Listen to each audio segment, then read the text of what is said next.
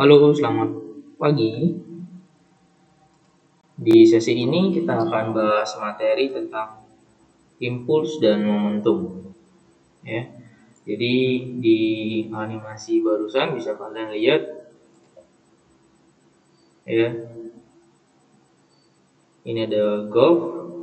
Yang kita bahas di sini adalah bisa kalian lihat ini slow motion ketika sticknya bagian pemukul itu mengenai bola. Di sanalah ditinjau dari segi impuls dan momentum yang dihasilkan. Pertama-tama kita akan belajar dari definisi impuls itu sendiri ya.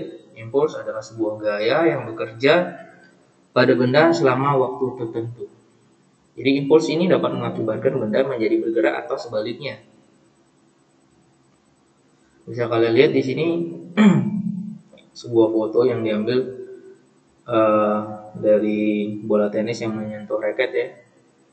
Di sana terlihat ada sentuhan yang nanti juga dihitung juga lama sentuhannya. Jadi sebuah gaya yang mengenai sebuah benda dan dihitung juga waktu lama bersentuhannya. Itulah yang akan dihitung sehingga mengakibatkan benda itu menjadi bergerak atau sebaliknya. Contoh lainnya ya ini misalnya permainan bola voli. Oke, impuls sendiri memiliki rumus impuls I besar kapital sama dengan F kali delta T. Impuls memiliki satuan Newton second dengan F gaya Newton, dan delta T itu adalah selang waktu kontak. Maksudnya selang waktu kontak itu adalah berapa lama bersentuhan benda dengan yang mukul. Bisa kalian lihat di animasi sebelah kanan ya. Ini adalah gerak lambatnya ya. Kalau misalnya bagian atas ada lama waktu bersentuhan antara bola dengan pemukul. Kemudian bagian bawah, ini misalnya bola biliar sama dindingnya, ada waktu bersentuhannya. Yang sangat singkat memang sebenarnya. Jadi di sini ada delta T. Yang kemudian nanti juga bisa dihitung dengan rumus ini. I sama dengan F kali delta T. Impuls itu akan memiliki nilai semakin besar jika gayanya yang digunakan semakin besar. Ini poin pertama. Kedua juga sama ya. Semakin lama bersentuhan, maka impulsnya juga akan nilainya semakin besar. Karena di sini I langsung F kali delta T. F makin besar, I makin besar, delta T makin besar, I juga makin besar. Kemudian karena impuls ini adalah sebuah besaran vektor, maka nilai plus sama minus berdasarkan arah diperhitungkan. Bisa saja dibuat sebuah kesepakatan bahwa F yang arahnya ke kiri atau ke bawah nilainya negatif, sehingga nilai impulsnya nilainya negatif. Kemudian plus untuk ke kanan atau ke atas untuk F, sehingga nilai I-nya juga sama, ke atas sama ke kanan nilai I-nya adalah positif. Nah, kemudian kita akan bahas tentang momentum. Momentum merupakan sebuah besaran yang ditinjau dari kecepatan dan massa yang dimiliki benda, mirip seperti energi kinetik. Jadi momentum sendiri memiliki sebuah persamaan nilai massa dikali kecepatan. Momentum simbolnya P kecil, yang satuannya adalah kilogram meter per second. Massanya kilogram dan kecepatan meter per second. Jadi momentum sama dengan M kali V. Kalau M-nya makin besar, berarti momentum makin besar. Kalau kecepatan makin besar, maka momentumnya juga makin besar. Jadi momentum itu adalah hasil kali antara massa dengan kecepatan yang dimiliki oleh sebuah benda. Kalau bendanya diam, berarti momentumnya 0. Sama halnya dengan impuls, momentum juga merupakan vektor ya. Besaran vektor yang bergantung pada arah. Ketika kecepatannya atau geraknya ke kiri atau ke bawah negatif, ke atas dan ke kanan juga positif.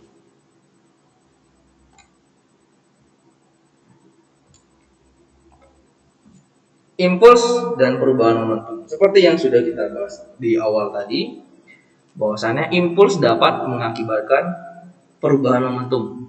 Tadi bendanya diam, momentumnya 0. Ketika dipukul, diberi gaya dengan yang mana benda yang dipukul memiliki waktu sentuhan tertentu, mengakibatkan benda yang tadi diam menjadi bergerak.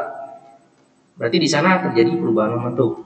Maka di sini juga bisa dihubungkan rumusnya I sama dengan delta V.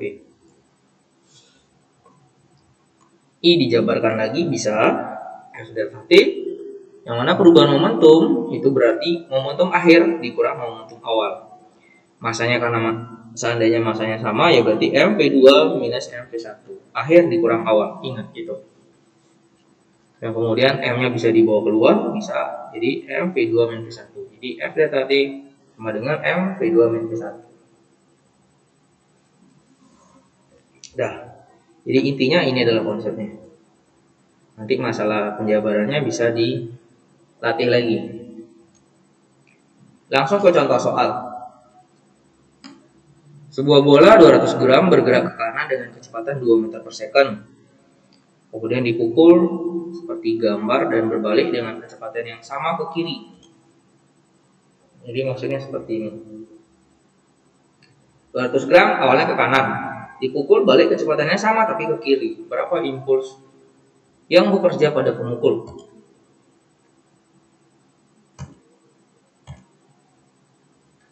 Diketahui ya, massa 200 gram nanti dijadikan kilo, bergerak ke kanan berarti awalnya ke kanan, berarti V1 nya 2 meter per second, kemudian dipukul sehingga berbalik dengan kecepatan yang sama ke kiri, berarti ini adalah V2 nya minus 2 meter per second. Yang ditanya adalah I itu bisa sama dengan delta P. Delta P bisa sama dengan M, V2 V1, masanya 0,2 ya, 200 gram, jadi 0,2, V2 dikurang V1. V2 nya adalah minus 2, dikurang V1 nya 2. Minus 2 kurang 2, hasilnya adalah minus 4. Minus 4 kali 0,2 hasilnya minus 0,8 Newton second. Jadi besarnya impuls yang bekerja pada pemukul itu besarnya adalah minus 0,8 Newton second, yang itu artinya adalah nilai impulsnya ke kiri. Gampang. Ini contoh yang kedua. Sebuah bola 400 gram bergerak ke bawah, jadi bolanya ke bawah, dipukul seperti gambar. Ketika bolanya menyentuh tangan itu dalam 0,2 second, berapa gaya yang bekerja?